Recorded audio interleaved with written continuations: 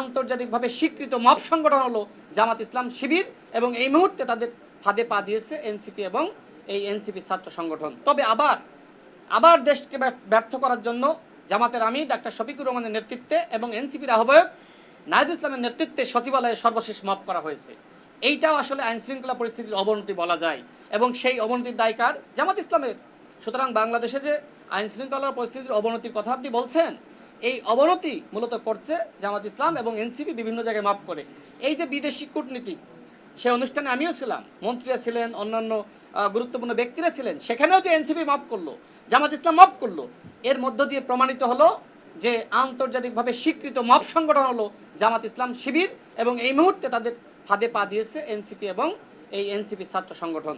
সুতরাং এই মুহূর্তে বাংলাদেশের যত আইন শৃঙ্খলা পরিস্থিতির বিঘ্নতা দেখছেন, এটা পরিকল্পিতভাবে জামাত ইসলাম সৃষ্টি করছে বলে আমি মনে করি, এবং পরিকল্পিতভাবে বিভিন্নভাবে মব সৃষ্টি করে বহির্বিশ্বের কাছে তারা দেখাতে চায় যে বাংলাদেশের সরকার ব্যর্থ হচ্ছে, বাংলাদেশে আইন শৃঙ্খলা পরিস্থিতি বলে কিছু নাই।